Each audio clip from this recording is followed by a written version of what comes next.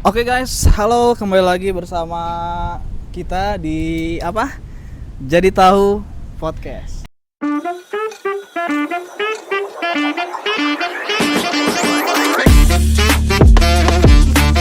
Nah, teman-teman semua, hari ini kita mau ngebahas, mau ngulik-ngulik ya, berkarir bersama teman-teman yang lagi magang saat ini. Nah, tapi sebelum kita masuk ke pembahasannya, kita mau perkenalan terlebih dahulu nih. Ya kan kita belum tahu sosok-sosok ini semua kan ya. Kayak dari masnya dulu siapa? Halo, perkenalkan nama saya Arka. Halo semua, nama saya Ricky. Halo, kenalin nama aku Tasya. Halo, aku Remon. Nama aku Aksa. Sambil baca. Nah, ini ya. Kan saat ini kan emang lagi maraknya magang-magang dari Kemenaker ya. Itu tuh gimana sih? Maksudnya kok kalian bisa sampai di sini tuh terus mau melaksanakan program dari pemerintah itu? Mungkin yang mau jawab siapa dulu nih? Dari Ricky deh, boleh Ricky. Oke, jadi sebenarnya tuh program magang nasional dari Kemenaker ini merupakan peluang yang luar biasa ya Mas, sebagai saya yang lulusan pendidikan bahasa Inggris yang mana tuh prospek kerja seorang sarjana pendidikan tuh agak sempit mungkin ya. Mungkin hanya sebatas di ngajar, apa-apa tuh ngajar gitu kan. Jadi pelatih, trainer dan lainnya. Nah, kebetulan karena saya juga tidak punya pengalaman, bukan hanya sebagai seorang pengajar, tenaga pendidik, saya juga memiliki pengalaman di bidang translation, yaitu saya copy editing dan editor jurnal untuk jurnal kampus itu saya sendiri. Dan kebetulan waktu saya nyari-nyari posisi di Kemenaker ini nih, yang pertama saya cari tuh bidang translator. Nah, saya ulik-ulik tuh banyak memang posisinya, cuma ada satu yang menarik, itu judulnya Corporate Secretary Officer. Nah, itu saya baca job desk-nya, hanya mentranslate dokumen perusahaan dari bahasa Indonesia ke bahasa Inggris dan sebaliknya. Nah, saya minat tuh di situ.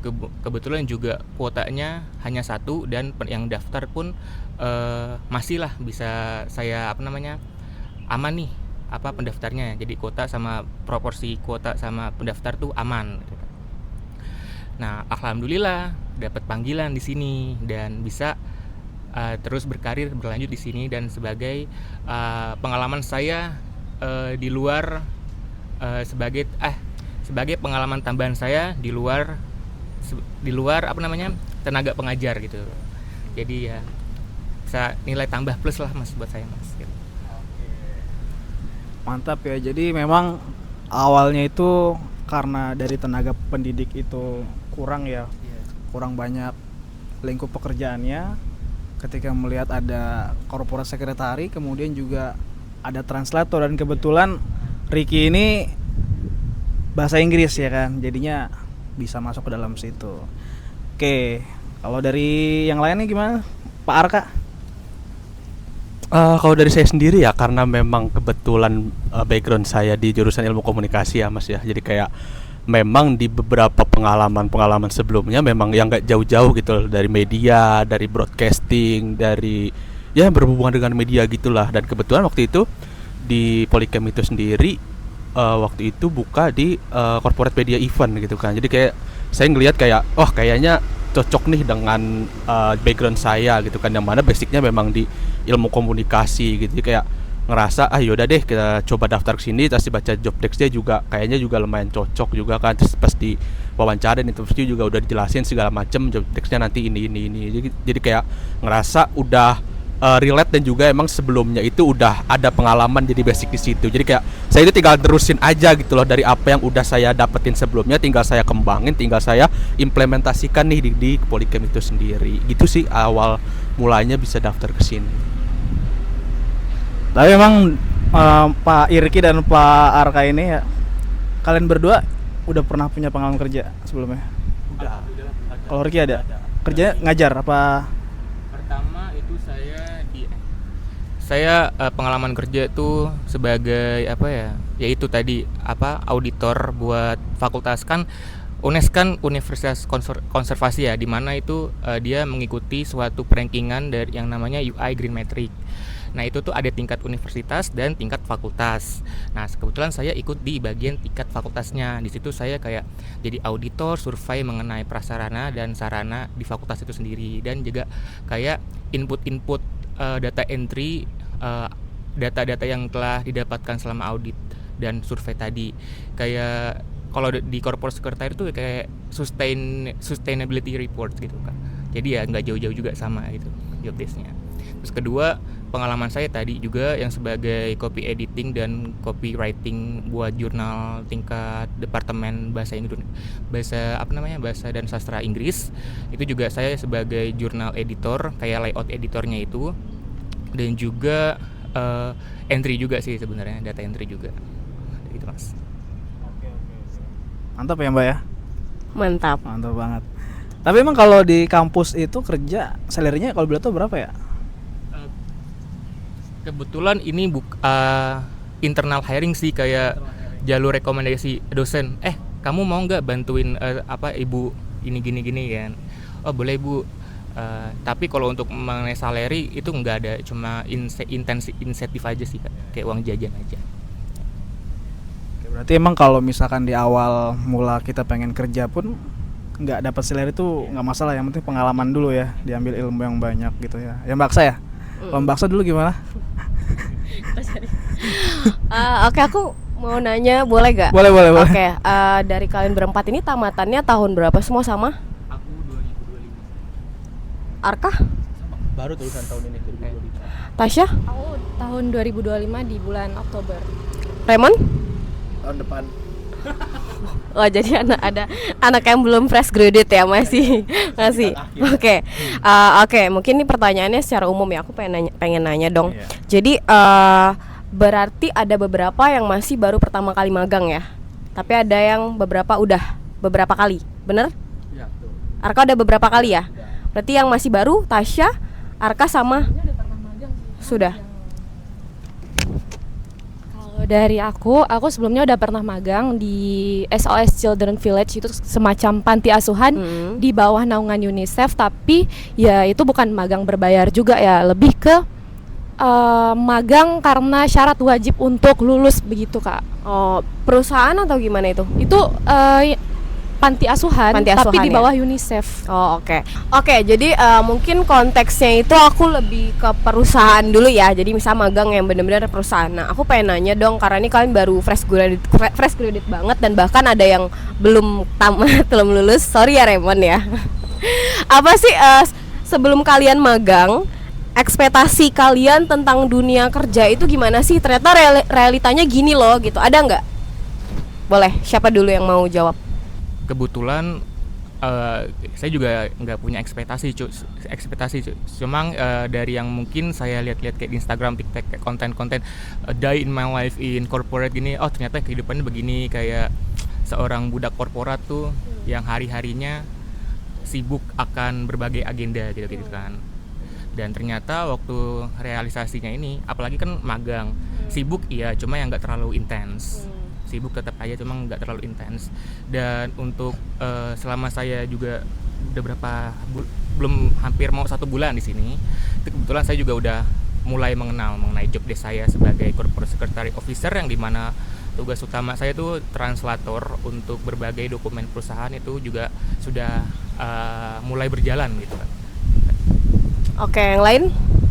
Kalau dari aku sendiri sih sebenarnya nggak ada ekspektasi apa-apa sih Mbak. Maksudnya kayak kita di dunia kerja ya harus siap gitu dengan apapun realita yang terjadi gitu. Karena kan setiap kali kita masuk ke lingkungan kerja dengan lingkungan baru, ya artinya kita mulai adaptasi baru lagi nih dari nol gitu kan. Kayak layaknya air yang mengikuti wadah gitu, bukan wadah yang mengikuti bentuk air. Jadi kayak air ini akan kemanapun dia akan selalu mengikuti wadahnya gitu. Jadi kayak gimana cara kita itu bisa beradaptasi dengan baik itu dari kultur budayanya, dari job desk dan segala macam. Jadi kayak ketika kita mulai suatu lingkungan yang kerja baru, akhirnya kita mulai lagi nih dari nol, dari awal. Karena kan memang di beberapa pengalamanku sebelumnya perusahaan itu beda-beda semua kan.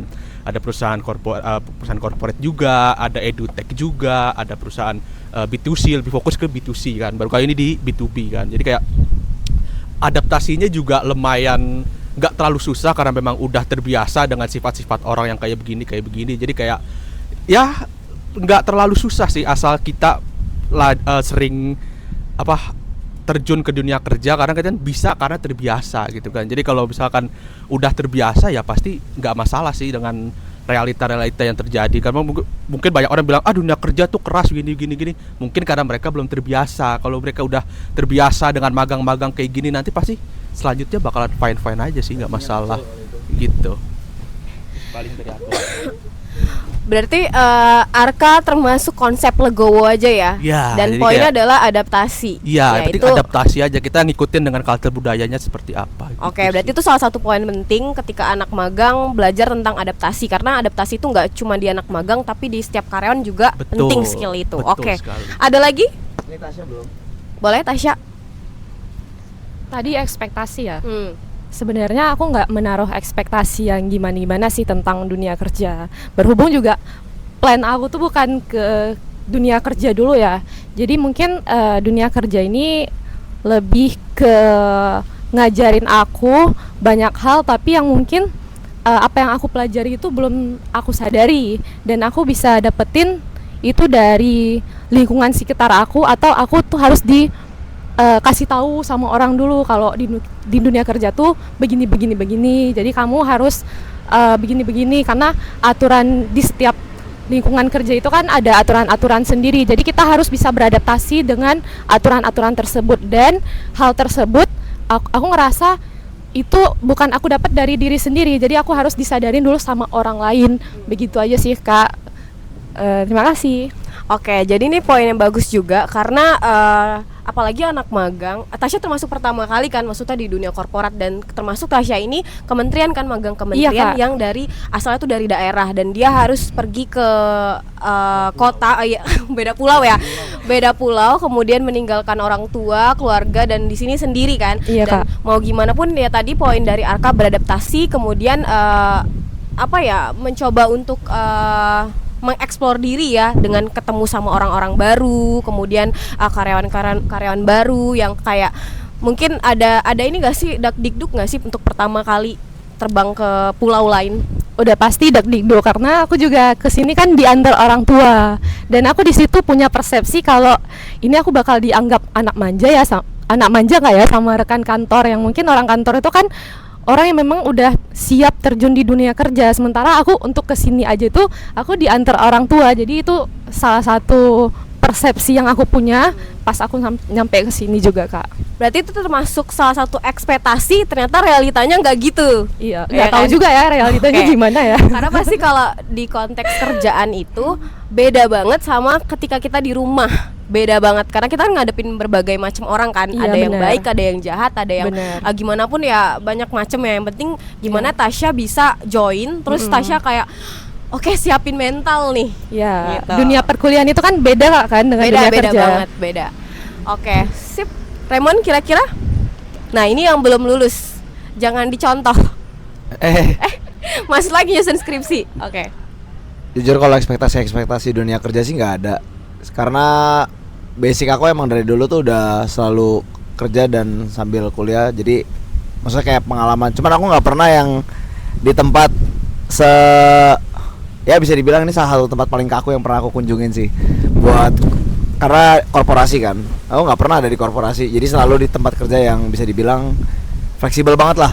Jam kerjanya fleksibel, mau ngapa-ngapain juga fleksibel. Semuanya fleksibel lah. Ini pertama kali, jadi kayak ya buat nambah-nambah pengalaman aja sih. Jadi setidaknya sekali seumur hidup tau lah rasanya kerja di tempat-tempat yang korporasi itu seperti apa gitu. Itu fleksibel apa? Jangan-jangan itu perusahaan kamu sendiri? Oh enggak, bukan perusahaan aku sendiri, perusahaan orang, aku digaji. Cuman ya fleksibel, jadi mau kerja misalkan kerja jam 3 sore sampai jam 8 malam gitu.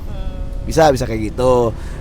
8 jam, sorry jam berapa? Jam 3 sore sampai 8 malam gitu. Oke, ya, oke, lanjut terus. Terus kalau misalkan fleksibel, contohnya dulu pas masih jadi barista, itu kan fleksibel. Jadi kayak kita sebenarnya nggak terlalu ngapa-ngapain. Jadi kayak kalau misalkan di waktu kosong kita kayak ya serah mau ngapa-ngapain aja gitu. Mau nongkrong di depan sama teman, kalau ada teman boleh. Gitu. Berarti tuh kayak beda banget ya, Mon. Kayak 360 derajat ada perbedaannya. 360 derajat jadi sama dong kan. Translama. Cut ya, tolong cut. Nggak ada. Berarti itu 180 derajat. Ya nggak 180 lah, mungkin 160 lah. 20 derajatnya sisa yang sama-samanya lah. Oke. Berarti karena juga kamu kan Gen Z bener ya, Mon ya? Parah, kacau. Ya, jadi kayak kamu tuh suka fleksibilitas banget gitu loh. Ya? Iya banget. Oke. Aku cinta fleksibilitas. Tapi kamu se-strict itu nggak kalau kamu punya prinsip bahwanya gue mau kerja yang fleksibel banget. Gue masuk jam 7 pagi, pulang jam 10 pagi siang misalkan. Se-fleksibel itu kah? Oh iya, se-fleksibel itu. Jadi sebenarnya tergantung. Kalau aku suka aku kerjain. Kalau enggak pasti aku bilang enggak mau gitu.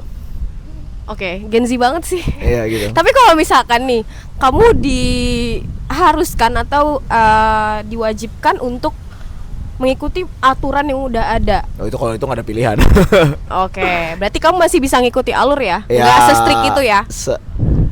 Ya ngikutin alur pastilah, kan namanya juga bumi bukan punya kita kan. Jadi kayak mau nggak mau kita harus ngikutin alur apa yang terjadi di bumi ini gitu loh. Oke, ya sip. Analoginya bagus-bagus ya di sini ya, tumen. Oke, next question. Selama kalian magang di sini, baru berapa bulan sih? 2 bulan ya? Masuk 2 bulan. Oke. Selama ini kerjanya ngapain aja? Buatin kopi, apa fotokopi doang? Kebetulan di sini magang itu retailer beneran magang ya Mbak ya. Maksudnya kayak bukan magang-magang yang kayak cuman suruh fotokopi, suruh ini, kayak beneran kita tuh diterjun suruh bikin proyek gitu kan. Kayak kita bener-bener dikasih tanggung jawab buat handle proyek. Salah satunya kemarin proyek Media Polycam, karyawan teladan. Itu kayak salah 2 lah proyek yang udah aku kerjain di 2 bulan awal ini. Jadi kayak ngerasa kayak ada sebuah tanggung jawab besar gitu dalam diri aku, sekaligus bangga gitu loh bisa dilibatkan dalam acara-acara atau inian korporat gitu. Jadi kayak merasa kita ini sebagai anak magang emang bener-bener dilibatkan gitu, nggak cuman kayak nggak ngerasa dianaktirikan gitu. Lu anak magang gak usah ngikut deh. Jadi kayak kita tuh bener-bener kayak ngerasa dirangkul, diajak, diikut libatkan dalam setiap acara gitu sih Mbak, kalau dari aku sendiri. Oke, boleh next dulu. Siapa lagi? Aku juga 100% setuju sama Kak Arka.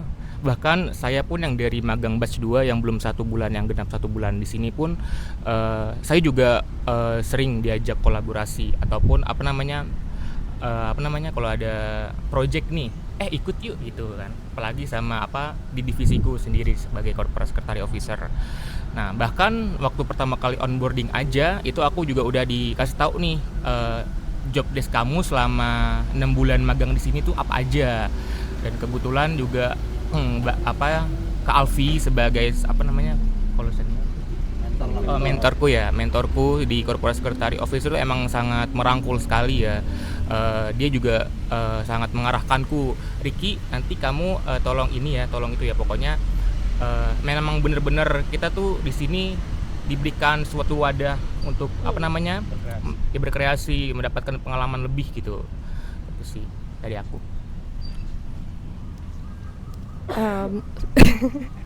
Mas Digo jangan ketawa please. Oke, kalau aku pribadi, aku sangat bersyukur dipertemukan dengan tim-tim HRD yang sangat kompak, yang sangat suportif, dan mereka ini sangat-sangat lucu juga ya. Jadi nggak terlalu strict nggak terlalu monoton kerja kita tuh, kayak kerja pulang, tapi ada ketawanya, ada sisi kita seriusnya dalam bekerja. Dan kebetulan kerjaan aku selama magang di sini tuh bener-bener kerjaan yang sebelumnya udah aku pelajari selama kuliah. Jadi selama kuliah itu kan memang kita cuman belajar itu by teori doang. Dan untuk peminatan saya itu kebetulan di psikologi industri organisasi ya. Jadi kalau di PIO itu di kampus aku tuh aku ngerasa kayak belajar tuh cuman sekilas. Nah, ketika aku terjun ke dunia kerja, aku ngerasa betul-betul aku belajar banyak hal baru tentang PIO, dan aku benar-benar mengimplementasikan atau menuangkan pelajaran-pelajaran yang aku pelajari selama kuliah juga nih. Dan apa ya? Dan mungkin itu aja sih. Oke, Raymond, biar nggak kepotong. Tadi apa ya? Oh, kalau magang di sini sebenarnya kalau yang aku kerjain sebenarnya sama-sama aja sih sama yang sebelum-sebelumnya. Maksudnya kayak sebelum-sebelum yang aku kerja segala macam gitu, kayak ya mostly bikin video gitu. Jadi kayak basically ngecek apa yang terjadi di dunia sosial media kita gitu loh. Jadi aku lebih suka melihat sekarang tuh ada apa sih. Jadi anaknya emang update banget, parah culture gitu. Emang update mentok gitu. Jadi aku selalu mau ada di orang yang di list, kayak ibaratnya ada 10 orang terupdate, aku di salah satunya gitu loh. Oke, Raymond. Karena tingkat kepedeannya meningkat dia. Pasti. Jadi sebenarnya tuh kayak apa ya? Mungkin Raymond dari sebelum-sebelumnya itu nggak menghadapi di tempat yang kayak misalnya anak magang nih nggak dikasih kerjaan sama sekali. Karena ada beberapa yang memang tuh nggak dikasih kerjaan sama sekali, kayak bikin kopi doang contoh. Itu ada. Atau memang ini kali dari sebelum pengalaman kerja itu terlalu santai dalam pekerjaannya. Mungkin dikasih target, cuman targetnya itu nggak cepet tapi lama. Jadi kita bisa fleksibel dengan pekerjaan itu. Karena mungkin kamu kayak ya itu kayak di siklus fleksibilitas banget gitu. Dan biasanya juga tergantung ya. Kadang kalau misalkan memang yang dicari adalah salary kan, kita mau mencapai satu titik di mana kayak kita mau kerja buat dapetin gaji gitu kan. Ya gue kerja kayak gini sesuai dengan gaji gue, porsi gue. Kadang orang mikir gitu juga ya kan. Ketika dihadapin dengan pekerjaan lain, porsi gue segini, kalau tambah lagi berarti gue harus tambah lagi dong, gajinya nggak segini. Ada yang seperti itu. Tapi ada juga yang let it flow, dalam artian ketika dia memang udah di awal dikasih gaji sekian dengan pekerjaan yang santai, oh gaji gue segini lah, santai sama kerjanya. Jadi ya gue sembari bekerja sembari santai gitu kan. Jadi mungkin berpengaruh juga dalam konteks dia dapat salary gitu. Gitu aman sih. Iya. Tapi kalau masih kayak kalian, harusnya salary itu nggak jadi patokan untuk ketahanan bekerja atau kesanggupan bekerja ya. Jadi jangan sampai disalahartikan. Jadi kalau misalkan kalau kayak kalian nih masih magang, terus kalian matokin kepada salary doang, itu kalian nggak akan bisa apa ya bahasanya ya? Berkembang karena semua itu butuh proses. Kecuali kalau misalkan kayak udah karyawannya mateng, itu dia memang udah punya skill dan dia wajar kayak oke, gue mau salary segini karena maksudnya kayak dia punya value di diri dia. Betul. Gitu loh. Tapi jangan seakan-akan kalian baru magang terus gajinya nggak sesuai misalkan ya, terus kalian udah kayak kok segini doang sih. Itu salah banget. Itu yang bikin kalian itu gagal di awal gitu loh. Betul. Jadi mindset terhadap pendapatan itu boleh, tapi ketika kalian memang sudah punya value di diri kalian. Jadi kalian setuju nggak kalau misalkan magang itu bikin kopi aja? Setuju gimana? Ya jawab aja, setuju apa enggak? Ya enggak lah. Ya kalau bikin kopi doang mah kerja jadi OB aja. Setuju gak? Nggak setuju sih, karena kan aku pribadi yang aku harapin dari program magang ini adalah output, bukan gaji. Jadi aku kesini tuh nggak menaruh ekspektasi terhadap gaji yang besar, karena kan dulu masih abu-abu kan. UMP, UMK tuh masih katanya ada yang bilang sama rata, ada yang bilang juga disesuaikan dengan UMK. Jadi aku memang nggak berekspektasi lebih sama gaji, karena yang aku butuh itu emang pengalaman kerja. Itu aja sih. Bagus. Kalau dari aku sih nggak setuju ya. Iya, kamu pelajar gitu aja. Aku juga nggak setuju. Apa yang kopi? Iya. Apa yang gaji? Ya kopi sih, kayak kita agak sayang aja gitu dengan pengalaman kita, dengan inian kita. Kalau di ujung-ujungnya cuma suruh bantu-bantu bikin kopi, suruh bantu bikin fotokopi, itu kayak agak menyia-nyiakan gitu sih, dengan wasting time lah ibaratnya dengan. Iya. Oke, ada resource sedikit. Oke, jadi aku setuju banget kayak dulu magang di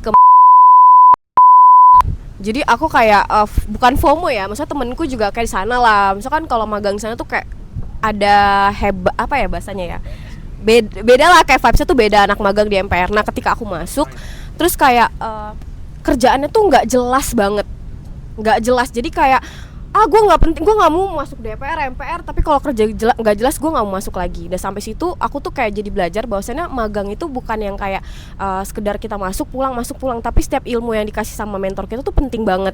Sampai akhirnya pada saat closing statement itu kan kita dikumpulin anak magang kan, kayak ditanya kekurangan dan kelebihannya apa. Di situ aku speak up kayak kalau magang besok bapak-bapak ibu-ibu buat yang lebih baik. Kalau kayak gini tuh nggak ada ilmunya kita, aku gituin. Jadi benar-benar magang itu ya kalau misalkan ada kerjaan yang berat ya kalian kerjain aja. Di situ loh poin ilmunya, kalian harus bersyukur di tempat yang ngasih kerjaan daripada nggak ada sama sekali gitu ya Man. Lanjut. Oke Kak Diego, lanjut silakan. Ini jika kalian misalkan selama magang ini udah ngerasain lah deskripsi pekerjaan kalian itu apa, kan udah tahu kan semuanya ya. Terus tiba-tiba ada project yang memang project itu mengharuskan kalian itu harus mau nggak mau itu di luar dari job desk kalian, dan kalian mengerjakan itu. Tanggapan kalian sebagai anak magang itu seperti apa? Boleh dari kayak aku Mas udah Leman tahu deh dulu jawabannya beberapa orang. Di luar job desk ya? Iya. Ya, kalau menurut aku sih sebenarnya oke-oke aja selagi masih bisa dikerjakan dan tidak ada, ya asal nggak berlebihan lah disuruh-suruhnya. Karena aku juga nggak suka kan kalau disuruh-suruh berlebihan gitu. Jadi kayak secukupnya aja lah. Kayak misalkan kalau dia minta tolong bisa dikerjain cepet, oh ya udah boleh gitu. Jadi kan kita juga yang ngerjain juga ada pertimbangan gitu. Jadi nggak buang-buang waktu kita juga. Kayak enak amat, masa nanti dilempar semua kita jadi kelebihan pekerjaannya gitu kan. Sebenarnya nggak masalah, cuma kalau berlebihan kan kayak, enak amat, lama-lama dia kalau kita pikir-pikir, ini orang kerja, ini orang kerja apa kagak sih gitu kan. Jadi ya kita juga mikir gitu. Ya udah sih gitu aja sih. Tapi jawabnya dengan emosi ya. Oh, enggak itu enggak pakai Dari raut-raut mukanya Itu tuh udah pernah kayak. itu realistis banget. Jadi kalau misalkan kita ibarat kita disuruh ngurusin konten tapi kita disuruh kerjaan IT, kan gila juga kalau kayak gitu kan. Jauh sih. Iya, maksudnya siapa tahu kan kita nggak pernah tahu kan job desk di luar itu apa kan. Siapa tahu kan lu ngerti coding kan. Siapa tahu sebenarnya aku ngerti coding gitu kan. Lu ngerti coding kan, coba deh lu kerjain deh ini program ini. Wih, buset. Nggak sama bayarannya gitu. Tapi kan. kalau misalkan sama nambah double, Dapat duit, boleh. berarti intinya relasi ya, kembali ke salary ya. Kalau Tasya gimana Tasya? Sebagai anak magang yang mungkin masih minim sekali dari pengalaman kerja, kalau aku dikasih tugas di luar job desk itu aku lihat-lihat juga ya pekerjaannya apa. Tapi sejauh ini aku belum pernah ngerasain dikasih kerjaan di luar job desk. Tapi kalau sekiranya bagi aku bisa ngerjain, dan kalaupun nggak bisa ngerjain tapi masih bisa coba pelajari dan coba dilakukan, aku bakal ngerjain. Tapi dalam Berarti konteksnya masih harus tapi, mau berarti. enggak kan kalau selagi masih mampu. Betul. Ya selagi kita masih mampu dan itu masih di Iya, lingkup masih jam kerja, it's okay. Iya, gitu lagian kan. menurut aku itu hitung-hitung nambah pengalaman Betul. buat belajar lagi. Oke. Kalau Ricky gimana? Hampir sama sih, saya kayak apa ya Mbak Tasya ya. Kalau misalkan aku dikasih job desk di luar job deskku, itu pertama aku lihat dulu job desknya itu apa, kira-kira aku mampu gak dikasih tanggung jawab seperti itu. Dan kalau misalkan mampu, ya mungkin aku ambil, karena itu juga merupakan sebagai poin tambah untuk pengalaman aku sendiri kan. Sebagai pengalaman aku juga sebelum-sebelumnya di ini, aku sebagai auditor, buset, seorang sarjana pendidikan auditor nih. Cuma setelah aku dikasih job desk itu, aku baca lah tuh job desknya tuh ngapain aja. Wah oke nih aku ambil.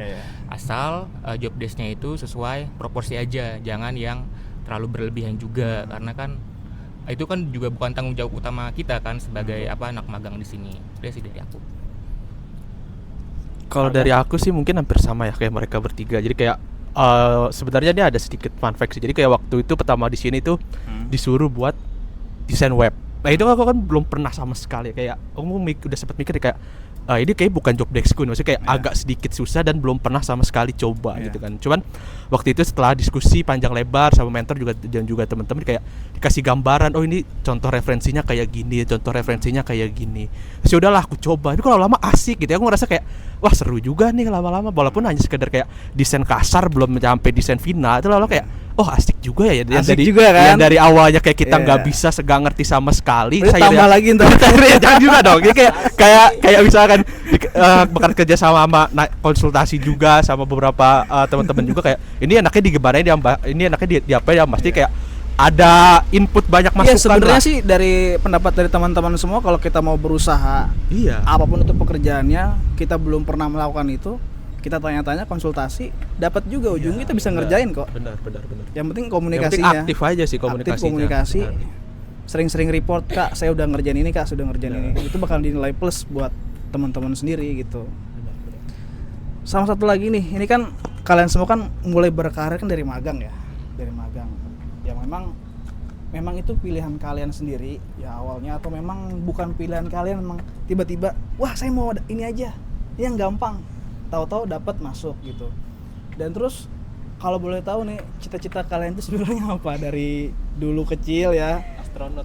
mungkin juga atau sampai sekarang ya atau 5 tahun ke depan saya pengen jadi seperti apa gitu kan, apakah masih relate dengan pekerjaan teman-teman sekarang, dan kalau misalkan 5 tahun ke depan saya pengen ngerjain yang hampir mirip dengan pekerjaan saat ini itu kira-kira teman-teman pengen ngapain? Sebenarnya sih kalau dari saya sendiri ya Mas ya. Sebenarnya sih ini antara udah ke plan atau nggak ke plan. Jadi kayak antara tengah-tengah nih. Jadi kan memang sebelumnya itu saya udah sempat magang juga kan. Jadi ketika di tempat magang terakhir itu saya udah mutusin buat kayak udah saatnya deh saya cari full time nih, nggak harus dibagang-bagang terus-terusan. Nah itu ketika udah mau di akhir tiba-tiba ada nih program baru jeder. Nah saya lihat lagi kayaknya dari segi berbagai opportunity enak nih, dari segi salary-nya, dari segala perkembangannya kayak kenapa nggak coba dilanjutin lagi nih, kayak coba deh sekali lagi deh, ini yakin nih kayaknya nih udah bener-bener fix final nih abis di jenjang karir ini udah saatnya melangkah ke yang serius itu. Jadi kayak ketika emang awalnya tuh udah plan bakalan terakhir, tapi ketika ada program yang lebih baru lagi, lebih ada opportunity yang lebih luas lagi, kenapa sih nggak aku coba lagi, kenapa sih nggak dicoba dulu aja nih, siapa berarti tahu idealnya lebih ini. Arka lebih banyak ngambil opportunity-nya itu ya? Iya, Kayak, jadi banyak kalau misalkan kasus ini gitu. kayaknya lebih gede nih chance-nya, lebih gede di magang ini karena baik dari segi kuota, dari segi peserta, pelamar dan sebagainya itu masih bisa aku toleransi. Ya kalau misalkan kayak masih fresh graduate gitu sih sebenarnya aman ya. Yang penting dia penjabaran dan reasonnya kayak kenapa dia bisa banyak banget magang-magangnya mungkin akan masuk di HRD kayak oh berarti anaknya gini peluang. Jadi as long as dia masih fresh graduate kemudian dia berkelana ke beberapa tempat magang itu jadi nilai plus juga sih sebenarnya. Karena aku termasuk banyak magang dulu. Oh gitu. Gitu. Jadi it's okay aman lah ya kalau misalkan Aman mau sih. lagi juga Yang aman. penting abis ini bikin planning gitu Kak, kayak apa ya? Aku tuh pernah dapat quotes yang bagus dari Pak Suwono, manajer kita. Aku tuh selalu nanya kan ke bapak-bapak kayak Pak kira-kira pesan apa sih buat saya dan anak-anak muda gitu. Terus beliau bilang kayak kalau kamu sudah di tempat yang nyaman harus tempat yang nyaman ya, zona yang nyaman, kamu harus berani keluar dan berani loncat, ambil resiko dan ambil konsekuensinya. Itu yang aku pegang gitu. Jadi kalau misalkan kita udah nyaman banget itu harusnya hati-hati juga. Betul. Gitu. Iya. Oke. Berarti harus loncat kemana, ke danau. Ya biar dapat beban yang lebih lagi dan opportunity yang lebih lagi gitu. Karena semakin beban kita semakin banyak, maka opportunity dapat juga akan lebih banyak juga kan. Iya. Gitu. Kalau dari Ricky gimana? Jujur untuk ikut magang Kemenaker ini tuh sengaja nggak disengaja, planning yang nggak sengaja. Soalnya kan dari pertama aku dinyatakan lulus tuh sebenarnya aku belum aktif buat nyari-nyari pekerjaan kan. Karena emang rencana tuh aku pengen spend some time dulu kan dari berkarir. Enggak dari dunia perkuliahan ke dunia kerja tuh kayak misalkan butuh transisi gitu loh bagiku. Jadi aku belum aktif itu dan kemudian setelah beberapa bulan aku mulai tuh nyari-nyari pekerjaan lewat job fair, lewat entah apa itu job portal yang lainnya. Dan kebetulan ada 1-2 yang dapat panggilan, bahkan udah sampai ke user, cuma emang belum rezeki ya.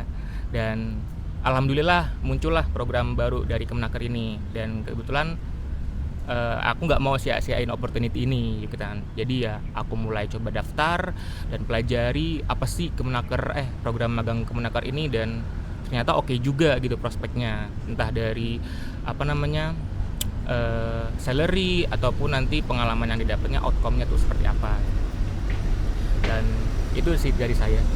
Kalau aku pribadi ikut magang pemerintah ini bukan dari plan, memang 100% bukan plan aku. Jadi jadi memang ada informasi di sosial media, dan mama aku tuh nge-share, dibilang coba ikut aja ini dan di situ, dan memang plan aku itu bukan ke arah kerja dulu, aku memang masih pengen kuliah. Dan BTW tadi aku agak ke trigger juga dengan kata-kata Kak Aksa yang kayak kalau kita udah nyaman kita harus keluar dari zona nyaman itu kan. Nah aku juga sebagai anak bungsu yang dari kecil tinggal sama orang tua, dan bisa dibilang juga aku anak manja, aku di situ tuh berpikir kalau pengen keluar dari Aceh ini, tapi untuk kuliah bukan untuk kerja. Nah di sini kalau untuk magang ini ya kayak aku bilang tadi bukan memang bukan plan aku, karena aku masih pengen kuliah dulu aja sih, karena bentar Kak dulu ya. nyantai ya.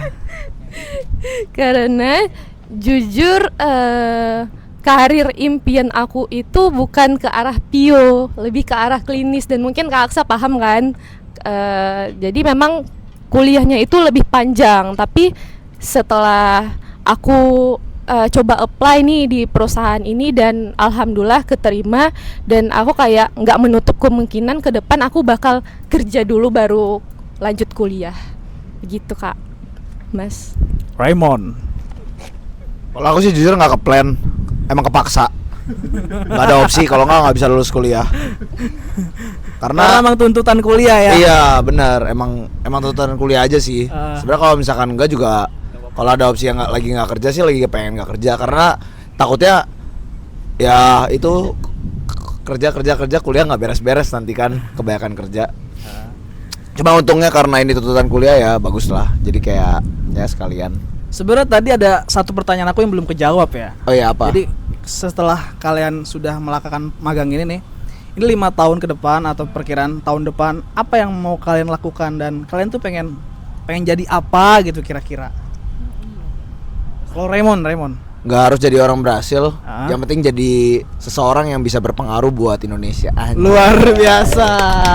Tapi jujur kalau secara tujuan emang pengen ngarahnya ke sana gitu loh. Jadi kayak ya kan malu juga yang ngeliat IQ orang Indonesia 78 gitu. Setidaknya kalau misalkan IQ 78 berarti kan berpikir secara logikanya emang nggak masuk nih, nggak nyampe. Setidaknya secara perilaku kita bisa benerin lah sebagai orang yang lebih mengerti cara berperilaku yang lebih benar tuh gimana sih gitu loh. Jadi nggak malu. Kemarin kalian dengar pengen jadi pengusaha mah itu nanti abis kita berhasil masuki otak-otak rakyat Indonesia baru kita jualan. Pengen cari istri orang kaya kan kemarin. Itu juga satu dari rencana. Nanti rencananya ke sana emang arahnya. Jadi itu sudah tertata sebenarnya. Oke. Oh sih itu Tasya gimana? Plan karir ke depan. Iya. Ya masih sama sih sejujurnya dengan yang sebelumnya, tapi kan kayak aku bilang tadi, kalau mungkin 6 bulan setelah dari sini nggak menutup kemungkinan kalau aku tuh bakal kerja dulu, dan setelah kerja mungkin setahun, nggak lebih dari setahun, aku bakal nyoba daftar kuliah lagi. Kuliah S2? Insya Allah. Masya Allah tabarakallah. Kalau plan karirku 5 tahun ke depan tuh tentu karena emang tujuan aku tuh emang pengen jadi tenaga pendidikan, entah itu dosen atau pengajar. Cuma aku lebih fokus ke dosen. Nah jadi tuh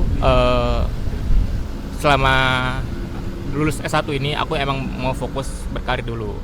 Dan emang kalau ada kesempatan aku pengen lanjut S2 dan melanjutkan karir sesuai dengan apa yang aku inginkan dari awal sebagai tenaga pendidik. Terutama sebagai dosen sih. Luar biasa. Boleh tepuk tangan? Buat kita semua.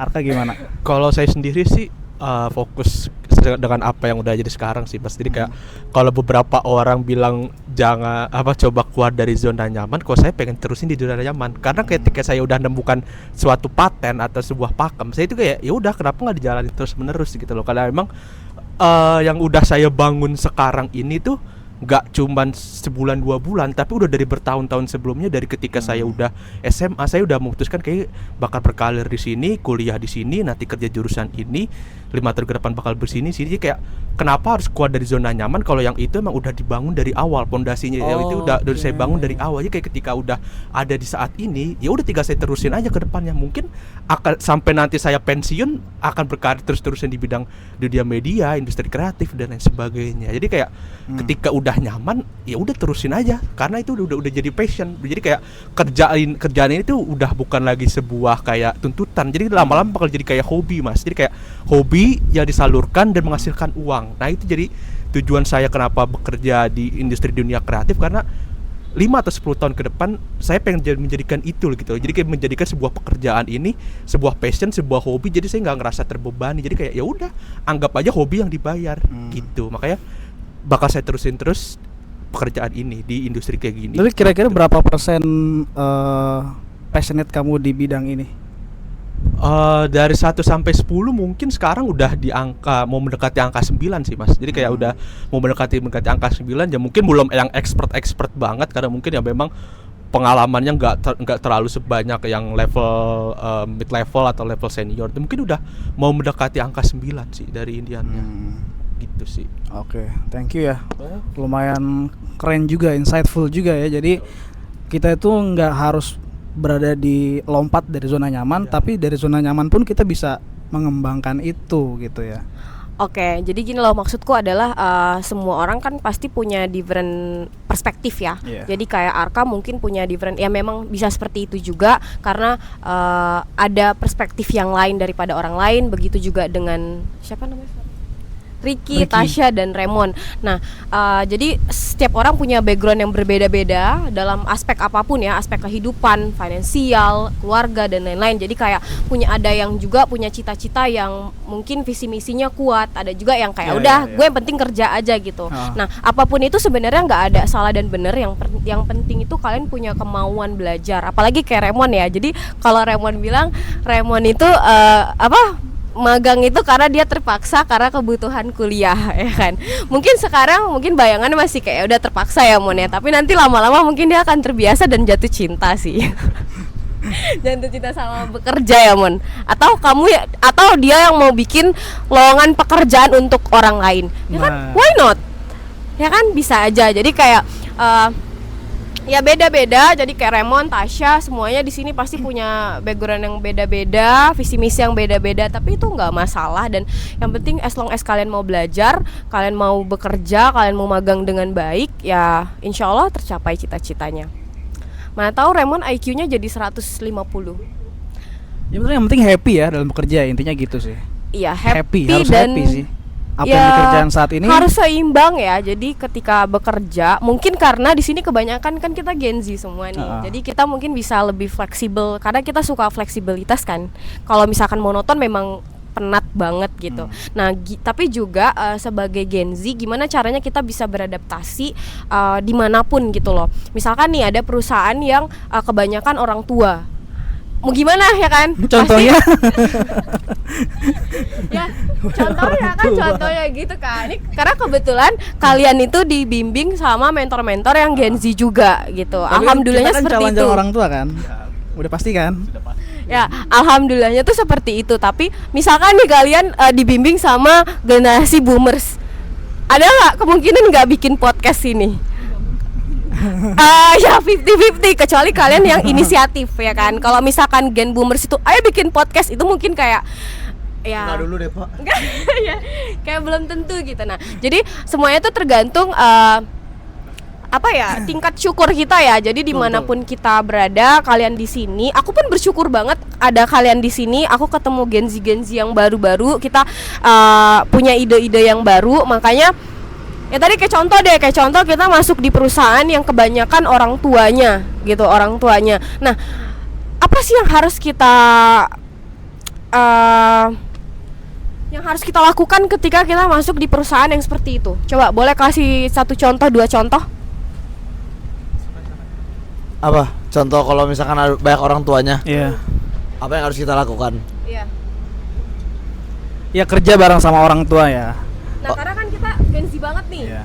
Ini maksudnya orang tuanya kan banyak ya, orang tua itu Gen bisa X, Gen Boomers bisa misalkan. disebut berapa usianya gitu. 50 ke atas. 50 ke atas, 45 lah minimal. 45 ke atas. 45. Kerja sama mereka. Iya. Jujur nggak kebayang sih. Ini kayak pertama kali aku nggak pernah kerja sama orang yang umurnya di atas 45. Pertama itu. Yang kedua, andai kata orangnya di atas umur 45, gayanya tuh kayak umur orang anak 25 gitu loh. Jadi emang gaul parah. Jadi kalau misalkan kayak ketemu yang ya kayak gini gitu. Jujur kayak Pak Eko gitu, kayak Pak Eko tuh nggak setua itu feel ya, tau gak sih bedanya. Jadi kayak andai kata disuruh ditanya itu aku nggak bisa jawab karena aku nggak tahu harus ngapain kalau misalkan emang berhadapan dengan yang kayak legit 45 ke atas gitu, yang kayak bener-bener kaku gitu. Karena bokap nyokap juga umur mungkin udah gocap, tapi kelakuannya tuh kayak ya 30 sama gitu. Jadi emang nggak ada penuaan di lingkungan sekitar aku sih. Jadi kayak semua feel muda aja gitu. Oke. Tapi emang kadang-kadang juga orang-orang yang seusia itu ada kalanya ada rasa kayak anak-anaknya juga.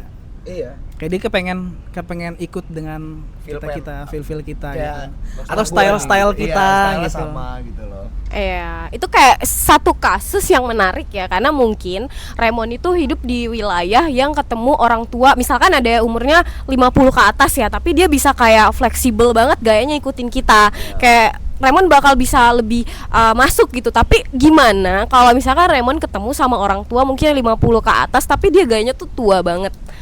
Gimana Raymond kerja sama orang seperti itu? Mungkin ini aku ambil satu studi kasus karena Raymond Gen Z. Apa yang akan Raymond lakukan? Memungkinkan bayangan aja deh, Mon. Kalau dibayangin aku sih kalau kerja yang kayak gitu sih kayak kalau aku bakal gini. Andai kata dia umur yang kayak orangnya tua terus kayak kaku gitu, aku bakal bikin dia jadi muda. How? Ya pendekatan aku pasti berhasil. Ajak nongkrong. Ya itu salah satunya bisa jadi ajak nongkrong, mungkin kalau malam kita ajak keluar sekali-sekali, nggak masalah. Istri anak mau bawa aja gitu. Jadi kayak selagi pokoknya aku pengennya tuh kalau orang yang di sekitar aku yang emang bener-bener aku pengen kayak penasaran gitu, mau nggak mau sama dia nih gitu kan, mau nggak mau sama dia, lo harus bisa jadi kayak gua gitu loh. Tapi selama ini pernah ada yang Raymond gituin? Jujur nggak ada. Karena selama di lingkungan ini tuh nggak pernah ketemu yang feelnya kaku, feelnya tua gitu, nggak pernah ada. Semua yang tua-tua pun feelnya tetap muda gitu loh. Iya. Jadi bedanya di situ. Kalau misalkan ketemu, ya andai kata ketemu, ya itu yang bakal aku lakuin. Ya bikin dia jadi muda lah. Oke, interesting. Next siapa mungkin satu orang lagi? Kalau dari aku sendiri sih kebetulan pernah ya ngadepin kayak gitu. Kebetulan dulu sebelum di sini manajerku juga udah lumayan sepuh. Bukan udah lumayan sepuh lagi, tapi udah sepuh banget iniannya. Jadi kayak tapi ya balik lagi seperti yang dibilang Raymond, mereka itu sepuhnya bukan sepuh yang kayak gila hormat atau apa harus dihormati, enggak. Kayak mereka tuh nyantai gitu, bahkan sering nraktir kita jajan, nraktir kita makan. Jadi kayak ngerasa tuh kayak kita tuh gapnya tuh berasa cuma beda 10 tahunan gitu. Kayak padahal kita asik tuh gapnya udah beda puluhan tahun kan antara aku sama dia. Jadi kayak atasan-atasan yang kayak gitu tuh yang bikin asik gitu loh, walaupun umurnya di atas tapi mereka tuh nggak gila hormat gitu, nggak ngerasa kayak gue paling tua di sini, gue harus paling dihormati, enggak. Jadi justru kayak mereka yang turun ke bawah gitu loh, mereka yang membaur sama kita, mereka yang ibaratnya dalam tanda kutip melunak ikut bareng sama kita gitu sih. Kebetulan pernah dapet juga. Tapi si Arka sendiri kalau misalkan ngadepin kayak gitu tuh, respon dari Arka gimana? Kalau dari respon dari kita ya karena kita balik lagi di hierarki pekerjaan, kita sebagai bawahan dan dia sebagai atasan, emang kadang requestan orang-orang kayak gitu kan kadang beda kan, kita beda perspektif kan. Dia maunya A, kita pada pengennya B, padahal paling paten itu B, tapi menurut dia A. Jadi ya udah mau nggak mau kita legowo aja, ya udah ngikutin kemauannya dia. Pun nanti kalau jelek atau enggak ya kan tinggal bilang, kan tadi ibu yang minta ya, tinggal bilang kayak gitu aja, kayak ya udah kita ngikutin aja karena sebagai hierarki pekerjaan kita sebagai bawahan, ya udah nurutin aja udah apa kata dia gitu sih. Aku mau nambahin dikit dong. Boleh. Soalnya gini ya. Tadi kan aku bilang kalau misalkan aku pengen bikin dia jadi muda. Sebenarnya ada juga maksudnya kayak menurut aku nih ya, orang-orang di semua pekerja di Iya. apalagi di Indonesia Hmm. itu terlalu overthinking. Jadi kayak ibaratnya kita mikir atasan kita tuh bakal mikir gini-gini sih soal kita. Sebenarnya enggak gitu, kayak Iya. lu nggak pernah tahu isi otak dia tuh apa gitu loh. Betul. Nah, jadi sebenarnya kalau makanya itu yang bikin semua korporasi itu jadi kaku.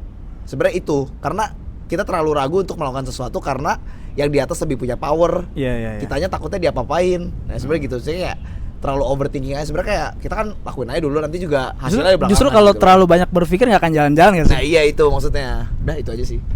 Oke, itu idealnya kan. Itu idealnya kan. Iya, sebenarnya maksudnya kayak semua yang ada di sini ya begitu semua.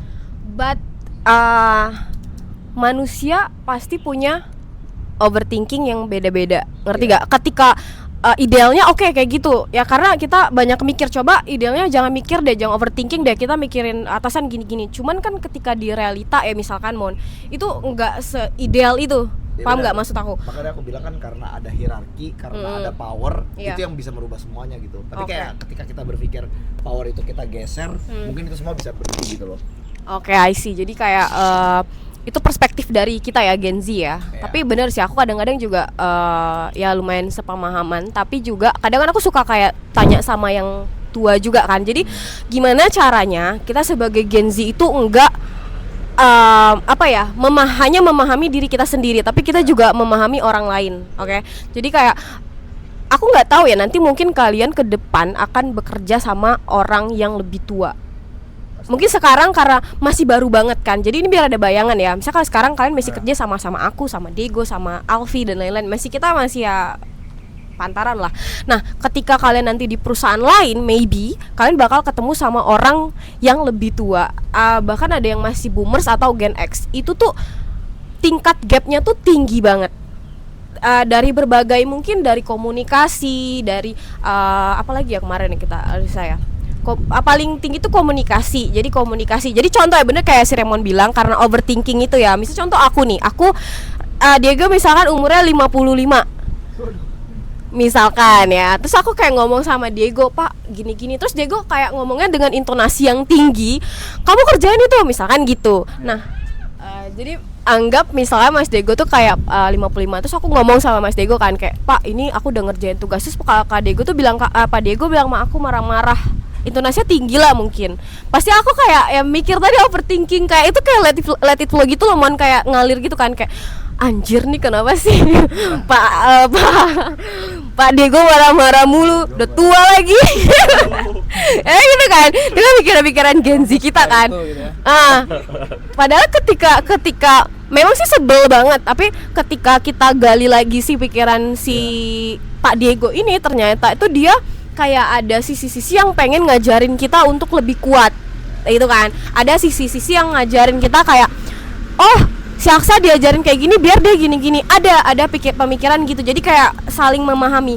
Tapi ada juga yang mungkin di luar itu, kayak kita kan nggak ada benar dan salah kan. Ada juga yang nggak benar. Ya kita ngambil ngambil baiknya aja gitu. Yang salahnya pasti ada. Cuman kayak nggak terlalu terekspos gitu loh. Jadi ya memang tantangannya setiap orang kan banyak beda-beda banget. ya. Setiap pemimpin beda-beda, setiap kalangan tuh beda-beda. Kita nggak tahu isi pikiran mereka seperti apa. Kita nggak tahu sikap mereka seperti apa ke kita. Yang harusnya adalah kita yang harus tahu bagaimana cara kita mengontrol berbicara kita, mengontrol tata krama kita kepada orang-orang yang memang kelihatannya itu lebih tua dari kita. Santun lah bahasanya. Ya walaupun memang gue nggak mau santun, biasa aja gue pengen kerja biasa. Tetap kita di Indonesia punya tata krama soalnya. Iya. Sopan santun itu. Karena kenapa kita harus belajar itu, apalagi kalian ya, misalkan kenapa kita harus belajar tentang karena kalian akan jadi pemimpin one day, kalian akan menjadi leader, entah leader di kerjaan, kalau misalnya kayak siapa Ricky nanti jadi dosen, itu kan jadi leader mahasiswa kan. Nah kita semua akan jadi leader. Nah ketika kita mau jadi leader, kita harus belajar lah, intinya belajar kayak apa sih soft skill apa yang harus kita miliki sebagai seorang pemimpin, karena menjadi seorang pemimpin itu memang ternyata tidak mudah gitu loh. Aku tuh kemarin bikin materinya Pak Santoso yang aku inget banget di kepalaku. Jadi kalau kita pemimpin sama pimpinan itu beda. Jadi kalau pemimpin Diego Lupa. ngeliatin aku.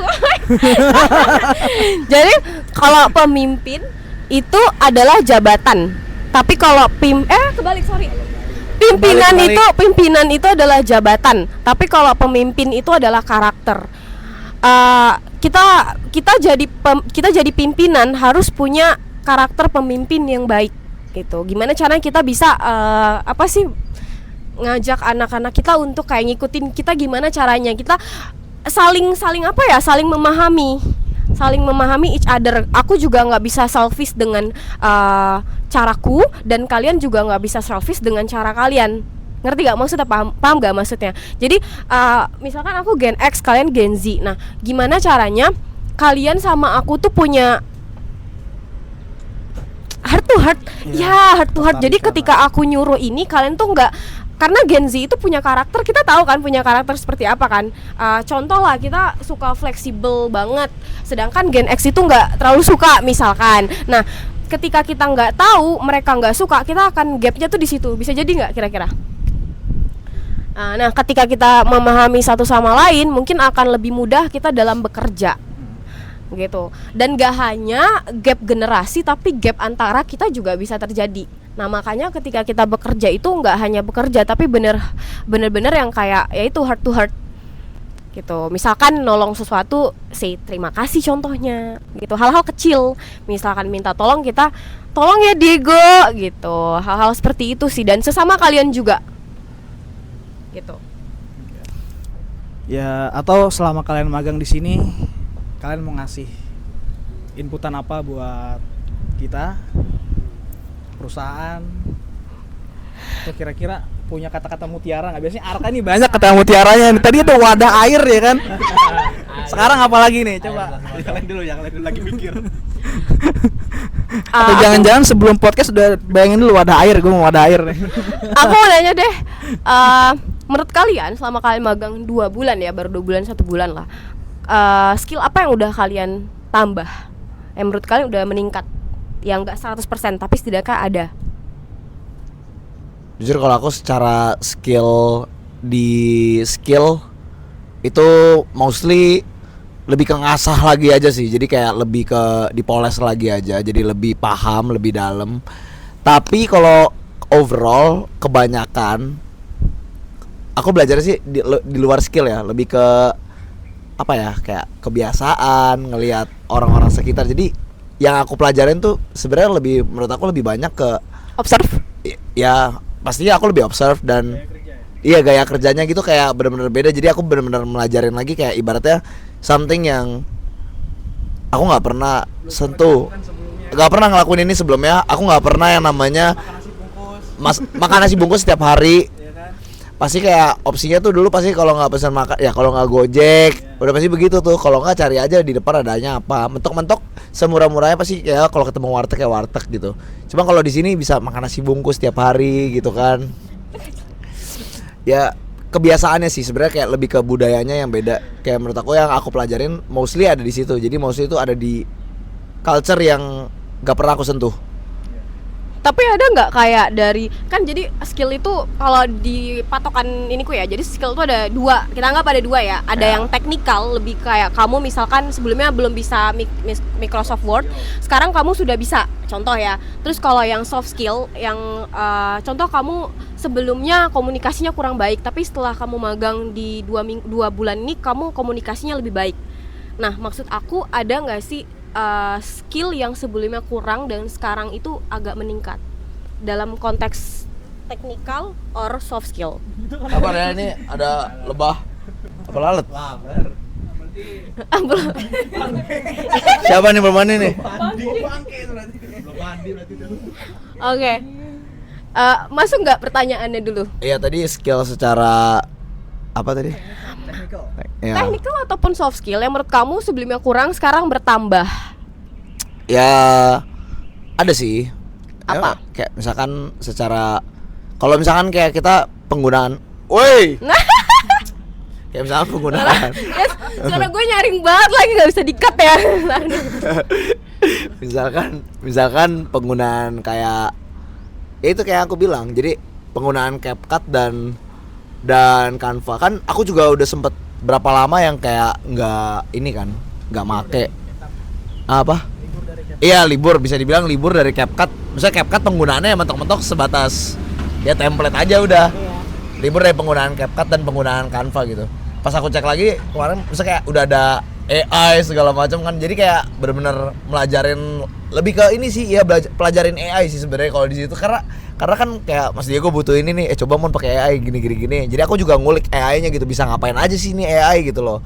Ternyata dia juga punya batasan-batasan. Jadi kayak aku kalau di sini sih kalau secara skill aku lebih nguliknya di AI sih karena jujur titik penasaran tertinggi jadi di situ gitu. Karena di bidang aku ngerjain ini ada yang barunya tuh AI gitu. Kalau sebelum-sebelumnya tuh sebenarnya mostly sama-sama aja gitu. Tapi setelah kenal AI nih beda nih gitu. Berarti kayak misalkan setiap kamu dikasih pekerjaan, kamu bener-bener kayak belajar dari basicnya ya? Iya. Ya, oke, interesting. Ada lagi? Nggak ada sih, itu aja sih paling. Dari soft skillnya? Soft skill itu apa sih? Komunikasi gitu-gitu ya? Ya, example ya. Kayak soft skill komunikasi, motivasi, or anything like that. Time management kali ya? Elah, Kayak bener nggak tuh? Kayak masuk. Ya, misalnya kayak masuk. Aku hampir gak pernah telat. Misalnya kayak telat pun pasti gara-gara macet lah. Abisnya kayak di jalan tuh pasti ada sesuatu gitu, ada something. Karena kan aku berangkat jamnya selalu sama kan. Jadi ya itu sih. Jadi tiap hari tuh jam 9, jam 5. Gak pernah tuh aku lakuin, bener-bener gak pernah aku lakuin. Itu baru kayak selama di sini doang. Jadi menurut aku ya itu pelan-pelan belajar sih. Jadi kayak tidur juga lama-lama makin ini kan, dulu kan tidur jam 5, sekarang jam 6. Unyu ya. Sekarang tidurnya jam 1 lah, jam 1, jam 12. Jadi kayak Oh, berarti nggak padel lagi ya? Padel nggak? oh enggak lagi enggak. Oh, enggak. Karena masih belum bisa. Oh, masih sakit. Oke, iya, oke, aku masih oke. sakit. Ayo next. Oke, next.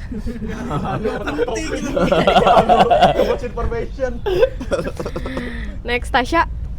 Kalau dari hard skill ya agak-agak sama sih kayak dari desain itu aku banyak belajar dan aku ngerasa lebih berkembang daripada sebelumnya ya. Desain kayak penggunaan Canva. Dulu aku masih bisa dibilang kayak Canva itu cuma sebatas buat PPT, gak ada desain website tuh gak ada. Jadi aku banyak pelajari teknik-teknik, metode penggunaan desain elemen segala macam itu selama di sini. Kayak gitu juga dengan Excel, capcut juga kan kemarin. Kalian kenapa bahasa sekarang capcut sih? Aneh banget. Indo dalam nih. Capcut nih, Indo dalam nih. Ya udah boleh. CapCut juga kemarin tuh aku nyoba desain animasi video yang rekrutmen itu awalnya aku nyobain di Canva dan aku ngerasa kayak kurang dan aku nyoba pakai aplikasi yang lain. Jadi aku nyoba di Capcut. di CapCut. Itu dari segi hard skill ya. Kalau dari segi soft skill, aku ngerasa dari segi komunikasi itu aku banyak belajar kayak mana cara memposisikan diri berkomunikasi dengan teman-teman sepantaran dibandingkan dengan orang-orang yang lebih tua gitu. Karena kalau orang-orang lebih tua itu kadang-kadang banyak ya keterbatasan mereka dalam berkomunikasi dan itu harus kita betul-betul kita pahami. Aku nggak harus betul-betul aku pahami kan. Sebelumnya aku juga bisa dibilang jarang banget ya komunikasi dengan orang-orang tua. Jadi di sini tuh kemampuan komunikasi dengan orang tua itu aku lebih banyak belajar juga. Terus dari segi time management juga aku dulu tuh sebelum terjun ke dunia kerja ini, magang ini, aku ngerasa jam tidur aku tuh sangat rusak. Kayak masih jam 2, jam 3, jam 4. Tapi kalau udah kerja ini, rasanya pulang kerja tuh mau tidur aja sampai besok baru bangun. Itu udah cukup. Kalau dulu memang kayak kadang pun nggak tidur, siangnya baru tidur. Begitu. Sip, thank you Tasya. Next. Kalau dariku sih soft skillnya itu lebih ke knowledge position aja sih Kak. Oke. Kan karena jadi corporate secretary ini lebih sering berhubungan sama corporate legal. Dimana aku harus belajar mengenai peraturan undang-undang, entah itu undang-undang perseroan terbatas, pasar modal, POJK, SEBI, PBI kan. Itu lebih itu merupakan suatu hal aku untuk belajar dari nol kan. Aku sama sekali nggak tahu paham gitu Kak. Oke. Nah jadi selama belum genap 1 bulan ini, alhamdulillah aku udah mulai paham mengenai peraturan-peraturan itu. Dan nanti insya Allah kalau misalkan ada waktu, aku disuruh presentasi di depan manajer yang itu Pak Rizal mengenai apa yang telah aku pahami selama aku magang di sini mengenai corporate secretary. Lalu untuk hard skillnya, alhamdulillah kepake semua sih, entah itu Google Workspaces, Microsoft Suite, sama itu content editing, CapCut Canva. Cuma ya di bidang di ini jarang kepake sih. Jadi lebih ke Microsoft sama Google Workspace aja. Lebih ke asah, kayak surat menyurat gitu kan, bikin kayak berita acara, laporan-laporan gitu kan. Oke, thank you Arka. Kalau di hard skill sih sebenarnya hampir sama ya kayak si Remo dan juga Tas. Jadi kayak lebih ke mengasah lagi sih Kak. Karena kan memang di yang sebelumnya itu fokusnya lebih ke CapCut dan sekarang lebih difokusin ke Canva. Jadi kayak diasah lagi karena dulu fokus di CapCut, akhirnya agak-agak sedikit lupa juga sama Canva. Sekarang juga gitu kan, lebih fokus ke Canva, agak-agak sedikit lupa juga sama dengan CapCut. Jadi kayak adalah nambahan ilmu sekali ngasah-ngasah skill juga. Terus kalau buat di soft skillnya sih lebih ke arah disiplin waktu sih Kak. Karena kan di sini kayak aku ngelihat bukan beberapa sih, hampir semua karyawan tuh kalau masuk tuh tepat waktu semua kan. Ketika jam 9 udah masuk semua, udah di kantor semua. Jadi kayak berusaha gimana caranya kita tuh disiplin tepat waktu gitu. Jadi kayak datang tepat waktu, pulang juga tepat waktu gitu. Jadi kayak kita bagaimanapun juga bakalan ikut gitu atau kebawa dengan culture yang ada di sini. Kayak yang tadi aku awal bilang, kayak kita bakal mengikuti dari culture perusahaan. Kalau culture perusahaannya ternyata tepat waktu semua dimasuknya, maka otomatis kita juga kalau kita telat, kita kayak ngerasa malu gitu kan, kayak ngerasa aduh gue telat nih kayak gini. Jadi kayak ada hal-hal kayak gitu sih yang aku pelajarin dari sini gitu. Oke, interesting. Karena memang kita kan duduknya tuh deket-deket atasan semua kan, yang bener-bener nggak ada nggak ada jarak gitu loh, deket-deket banget. Oke deh, interesting banget. Kira-kira Mas Diego ada tambahan lagi nggak pertanyaannya yang pengen dikulik? Sebenarnya cukup ya, udah lumayan banget. Tapi kalau kita mau lanjut lagi bisa sih, karena waktunya udah mau zuhur ya, durasi juga. Ya teman-teman cukup sampai di sini aja kali ya. Mungkin satu. Apa tuh? Pesan. Oh iya, boleh. Dan kesan. Pesan, kesan selama bekerja. Dan pesan setelah kerja. Sorry. Pesan dan kesan selama kerja dan pesan untuk semua yang magang. Baik. Okay. Yang magang di sini maupun magang di perusahaan lain. Boleh dari. Dan kayak ini deh satu prinsip dalam hidup kalian. Kayak Ingat tadi apa? Yang pertama apa? Pesan dan kesan. Yang kedua prinsip hidup kalian itu kayak gimana? Ada lagi? Udah itu aja. Tapi gak usah terlalu panjang. Jadi kayak just one kalimat. Ya, satu kalimat doang. One sentence. Dari Bapak bahasa Inggris dulu. Dulu saya. Sama saya juga mikir. Oke. Pesan untuk para peserta magang maupun yang sudah berjalan ataupun yang baru masuk hari ini, kebetulan batch 3 katanya baru masuk. Pertama kesanku sih selama magang di sini, perusahaannya tuh cukup asik ya, orang-orangnya tuh cukup merangkul satu sama lain dan saling berbaur juga, entah itu antar divisi ataupun teman, partner. Dan pesanku ya, semoga kedepannya perusahaan bisa lebih sukses dan lebih baik aja sih Kak. Dan prinsipnya ya. For you, pesan untuk diri kamu sendiri? Oke. Pesan untuk pribadi, semoga aku bisa menjadi pribadi yang lebih baik ke depannya, entah itu secara profesional, membangun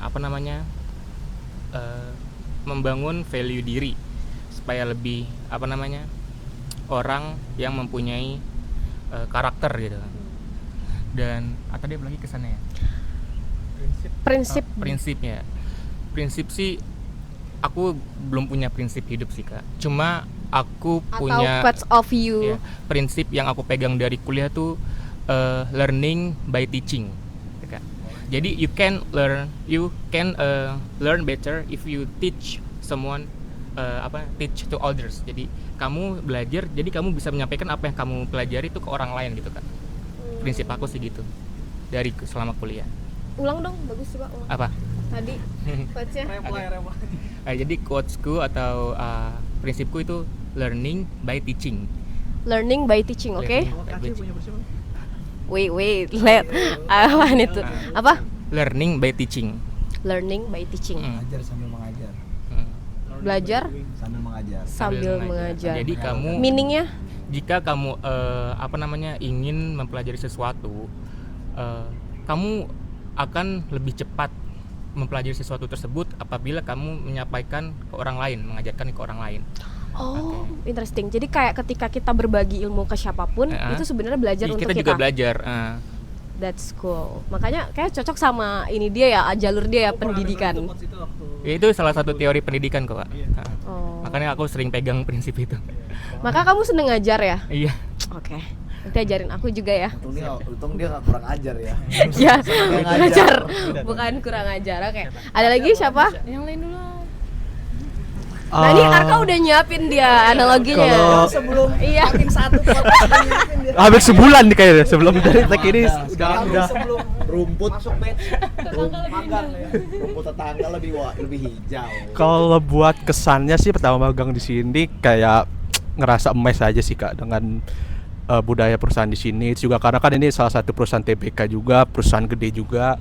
I mean kayak skopnya udah jelas gitu loh, flow kerjanya udah jelas. Jadi kayak misalkan habis dari sini ke sini jadi kayak flow alur kerjanya itu juga udah lumayan jelas lah. Jadi kayak ada SOP-nya itu udah lumayan ketat lah di sini. Beda dengan perusahaan-perusahaan mungkin yang di luar sana. Kalau di sini kayak udah jelas nih skopnya begini. Jadi kayak kita tuh ngejalanin job desk sih juga udah ada panduannya, udah ada iniannya sendiri. Itu kesannya pertama. Pesannya sih semoga kedepannya lebih banyak lagi Polycam semakin maju lagi, semakin lebih jaya lagi, dan juga mungkin bisa memperbanyak sih memberikan kesempatan terutama bagi kita yang anak-anak magang yang ingin berkarir khususnya di dunia kerja langsung, memberikan kesempatan yang lebih banyak bagi kita semua. Kalau prinsip yang aku pegang sih cuma satu sih Kak, impian yang besar dimulai dari langkah yang kecil. Untuk sampai ada di posisi ini gak mungkin aku tiba-tiba langsung naik gitu. Pasti dimulai dari langkah-langkah yang kecil dari dulu, dimulai dari volunteeran, dimulai dari jadi asisten dosen di kampus, terus mulai dari ikut-ikutan organisasi, dan akhirnya bisa sampai ada di level sekarang, bisa ikut magang nasional. Itu karena dimulai dari langkah-langkah kecil yang udah aku lakuin sebelumnya. Jadi buat mencapai impian ada di titik ini, gak mungkin kita bisa langsung secepat kilat, pasti ada proses, ada langkah yang harus kita laluin. Bagus juga. Pesan untuk diri kamu deh. Kalau untuk pesan dari diriku sih semoga bisa semakin terus berkembang, ambil semua yang baik dan hilangkan semua yang buruk. Itu aja sih. Oke. Berarti ini wadahnya belum ada ya? Astagfirullahaladzim. Oke. Next. Kalau Sorry, ini bagus nih kayak jadi highlight nanti. iya. Jawab. Iya. Kalau pesan dan kesan aku selama di sini sih menurut aku cukup family sih, tapi kayak sibuk banget gitu. Kayak maksudnya secara keorangannya kayak kelihatannya kayak ya mereka cukup punya ikatan yang cukup kuat lah, tapi kalau dilihat mereka sibuk banget. Kayak sibuk itu. Kesannya aku begitu sih, aku ngeliatnya begitu. Kalau pesan buat perusahaannya pasti ya lancar-lancar lah. Orang-orangnya juga di sini bener-bener kok. Kalau boleh tahu yang paling sibuk banget itu siapa? Ini sibuk banget. Ini nggak pernah hilang Kak Aksa. Mana dia? Mas Diego kemana Kak Aksa? Tahu. Prinsip. Kalau prinsip yang aku pegang, at the end of the world it's just me, myself, and my legacy. Jadi gak ada orang yang akan peduli dengan apa yang kita lakukan selama kita di dunia di akhir nanti. Tapi apa yang kita tinggalkan ya udah cuma jadi cerita aja. Orang juga mungkin belum tentu peduli sama cerita kita, tapi kita punya cerita yang kita pernah bikin lah. Jadi kita meninggalkan sesuatu. Harimau meninggalkan Belang apa? Harimau mati meninggalkan. Kulit. Apa ninggalin apa dia? Harimau kalau mati ninggalin apa? Kan ada itunya peribahasanya. Oh nggak tahu gua peribahasa. Mati meninggalkan gading. Gading. Gading, harimau mati meninggalkan belang. Ya begitulah. Ya pokoknya begitulah prinsipnya. Jadi benar-benar hidup tuh cuma buat diri sendiri aja. Maksudnya kayak kita hidup buat orang lain, tapi kita jangan lupa hidup buat diri kita sendiri gitu. Jadi diri kita sendiri itu jauh lebih penting daripada orang lain. Jadi bersifat egois itu suatu hal yang normal. Jadi good. jangan meninggalkan sifat egoismu itu. But ada batnya gak? Ya itu tadi kan batnya udah. Jadi kan kita jangan sampai kita lupa, tapi kita tetap hidup buat orang lain juga gitu loh. Oke, I see. Oke, berarti kayak sometimes we need to selfish. Kita harus selalu jadi orang yang egois. Karena Berarti- ketika kita gak jadi orang yang egois, kita nggak bisa jadi apa-apa. Always. Kita harus selalu menjadi orang yang egois. Tanpa menjadi orang yang egois, kita nggak mungkin jadi seseorang. Aku percaya itu, Pak. Yes, aku juga kayak love myself more than Iya. apapun di dunia ini. Betul, karena semakin kita mencintai diri kita sendiri, secara nggak langsung kita semakin mengenali diri kita sendiri. Semakin kita kenal dengan diri kita, kita semakin tahu kita mau ngapain. Pada akhirnya memang segala sesuatu itu harus egois. Yes, Pada akhirnya. kayak bener sih kayak kita tuh kadang suka mikirin orang lain kayak itu tuh orang yang nggak enakan. Itu tuh yang Betul. susah tuh orang yang nggak enakan. Betul. Kayak kalau mungkin kayak tipikal kamu, aku mungkin ya masih bisa kayak gue terserah lu deh, gue mikirin diri gue sendiri. Tapi kalau orang yang nggak enakan tuh pasti kayak aduh enggak gitu. Karena aku beberapa kali ketemu sama orang yang nggak enakan tuh pasti kayak gitu. Dan kita harus bersyukur karena kita punya tingkat selfish yang oke. Iya. Pada kita kayak punya ini ya apa mekanisme pertahanan terhadap orang-orang yang pengen hurt kita. Maybe. Ada, ya. Jadi ada satu buku, Iya, satu buku yang menarik. Jadi itu kayak bukunya tuh aku lupa judulnya apa. Pokoknya dia ngajarin ilmu tentang bodo amat. Jadi kita Seni bersikap bodo amat. ya pokoknya itulah Yaps. bukunya. Itu kayak menurut aku cukup menarik sih. Jadi Bener kayak sih. itu bagus buat orang-orang apalagi di zaman sekarang yang kayak eranya people pleaser gitu, eranya kita Iya, nggak gitu. enakan. Menurut aku itu bagus banget sih. Kayak kita harus ngikutin gengsi orang lain, nggak bisa men. Gak bisa. Kadang lu nggak punya duitnya gitu loh, kadang lu nggak punya duitnya gitu, lu punya niatnya doang tapi nggak punya duitnya. Iya. Gitu loh. Jadi kayak siapapun yang hurt kita, it's like dengan cara apapun beda-beda, kita harus punya mindset kayak bodo amat deh. Gitu. Iya. Kayak terserah lu mau ngapain, yang penting gue kerja. Udah nanti kejauhan. Sebelah kanan Remo mau ngomong. Oh iya. Nggak apa ntar di-cut. Ini kita lagi flow, kita flow aja. Iya namanya podcast. Kita kayak bodo amat sih. Iya emang, makanya Mas Diego bilang, aku bodo amat lah kita urusin. Tahu gue bodo amat kan. Langsung praktekin dong. Parah ini.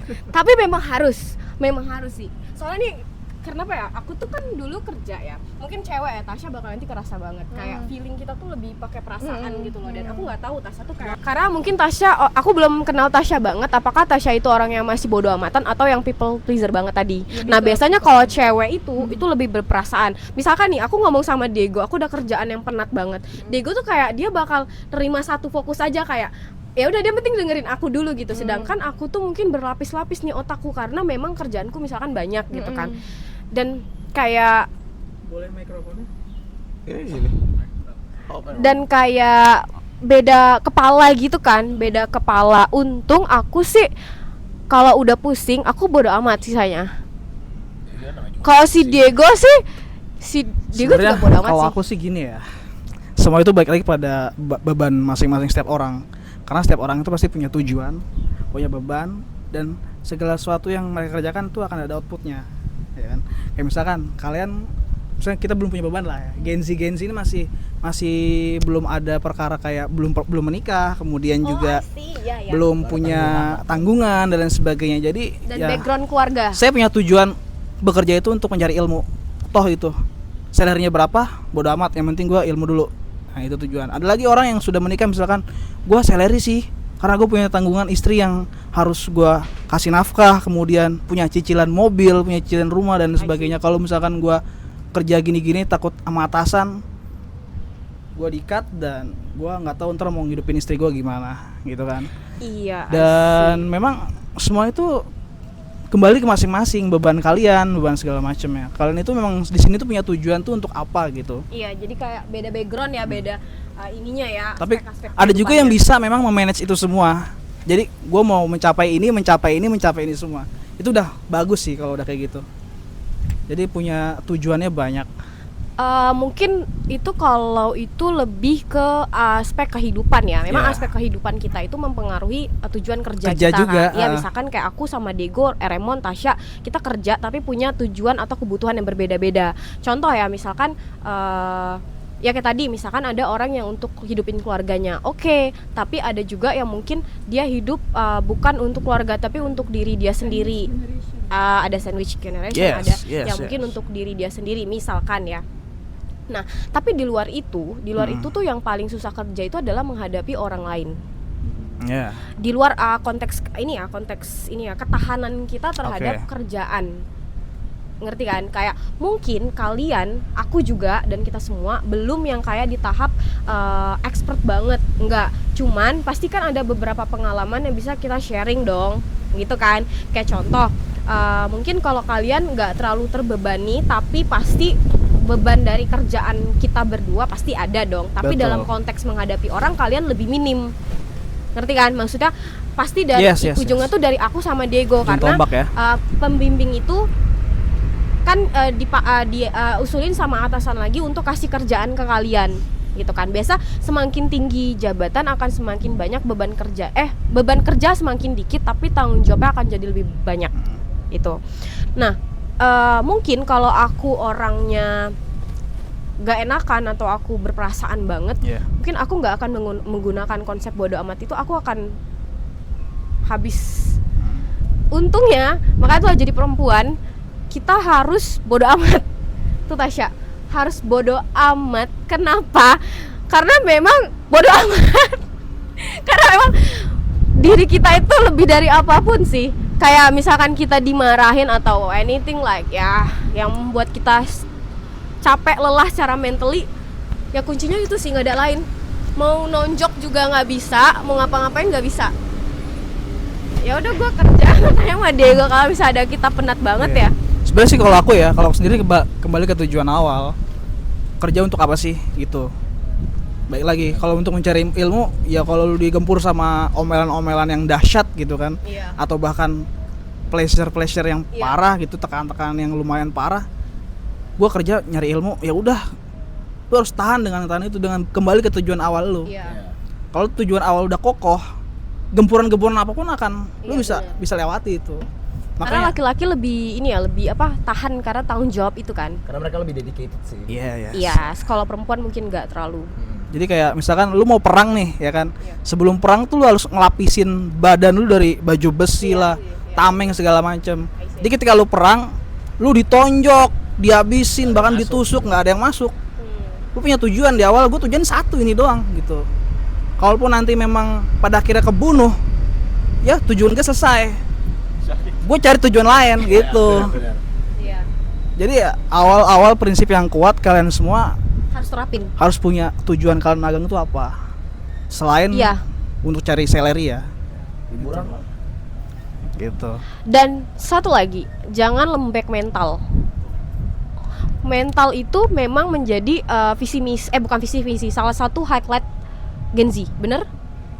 Tapi gimana juga ketika kalian udah di realita, pasti mental health itu akan tergoncang-ganjing lah gitu. Tapi gimananya kita bisa problem solving masalah itu, jangan sampai mental health kita tuh kayak gitu, ngerti gak sih?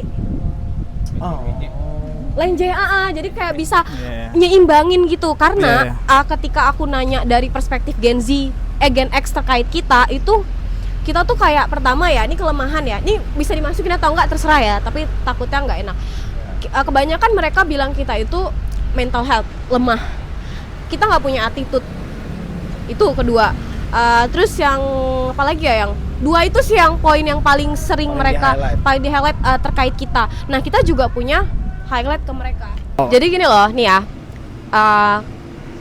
kenapa kita harus, misal nih kita punya dapat satu kasus, satu kasus itu kita jangan langsung kayak cerna.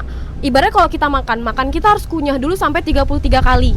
32, sorry. Itu juga dengan kita. Jadi aku kan menghadapi gap Gen Z sama Gen X ini, kenapa aku sering bikin training dan aku tuh cari tahu bener-bener dari akarnya. Masalahnya apa sih gitu. Dan tau gak yang paling itu adalah ya pertama tadi. Jadi setiap generasi tuh punya ego gitu loh, Mon. Ego yang mereka tuh nggak mau kalah. Betul. Jadi contoh, kita juga sebenarnya kalau kita introspeksi kita juga nggak mau kalah. Pasti. Mereka nggak mau kalah. Nah, supaya gimana kita mau saling mengalah dan mengerti adalah kita cari tahu dulu dari mereka perspektifnya apa dan lain-lain. Aku tuh udah beberapa nanya sama generasi X, Pak Eko, Pak Suwono. Ini mau nanya apa tadi? Apa? Oh, wait, udah kamu tanya dulu. Tadi apa? Lagi bicara kan ngobrol lagi. Oh, nggak apa-apa, nanya aja kenapa? Enggak sih. Boleh. Kan tadi kan katanya Gen Z podcast ya. ada satu statement kalau Gen Z itu katanya makin jauh dari agama. Dan sebenarnya bukan menjauh sih. Menurut aku pikiran Gen Z itu sangat logis. Jadi kayak aku punya pikiran kan, katanya di surga itu kita bisa minta apa aja. Sementara katanya juga di surga hawa dan nafsu itu dihilangin. Nah, kalau aku sejauh ini aku kayak kalau nanya sama orang tua, ustadz segala macam, jawaban mereka itu yang kayak gak semua hal-hal berkaitan dengan agama itu harus dibuktikan secara ilmiah. Jadi harus dijawab secara keimanan. Tapi aku butuh jawaban yang bener-bener logis. Iya, kayak pakai analogi gitu kan. Iya bener. Tapi nggak bisa sih emang. Lu kalau udah ngomongin agama tuh susah sih. Jadi mungkin kalau dalam konteks nih ya, ini kalau dalam konteks agama ya, kalau konteks agama itu kan lumayan sensitif kan, kayak ya tuh kayak dibilang nggak bisa dijelaskan secara logis ataupun secara ini kan dia tuh kayak, makanya kenapa kita harus tanya sama orang yang memang ahli, contoh ustadz dan lain di luar itu. Nah kecuali kalau masalahnya kayak teknikal ya, perkantoran dan lain-lain itu mungkin masih bisa kita ini ngerti gak? Tapi kalau agama tuh kayak sesuatu hal yang itu nanti Tasya ya jabarin gitu. di kantin aja kita. Ada ustadz Atau di mes aja mau di mes. Ya itu susah itu, kalau itu mungkin itu perspektif masing-masing kali ya. Iyalah. Cuman kalau konteksnya dalam kerjaan atau berhubungan mungkin kita masih bisa sharing. Ya, oke. Udah cukup kali ya. Cukup deh. Ya. Topik kita di awal tadi adalah Kita berkarir. itu aja sih. Iya, enggak, berkarir bersama teman-teman yang magang kan. Iya. Terus sampai kemana-mana gitu, itu berarti topik yang kita bicarakan berjalan, diskusinya semakin bagus gitu kan, semakin menjadi-jadi gitu. Sebenarnya kalau kita lanjut lagi seru nih, pembahasannya ada lagi kan, bahkan bisa. But ini udah 3 minutes lagi lunch. Yep. Soalnya lunch itu time is money, sorry. Berarti kita udahkan saja ya teman-teman ya. Thank you banyak teman-teman semua, dan buat para penonton jangan lupa untuk saksikan terus podcast kita di Jadi Tahu Podcast.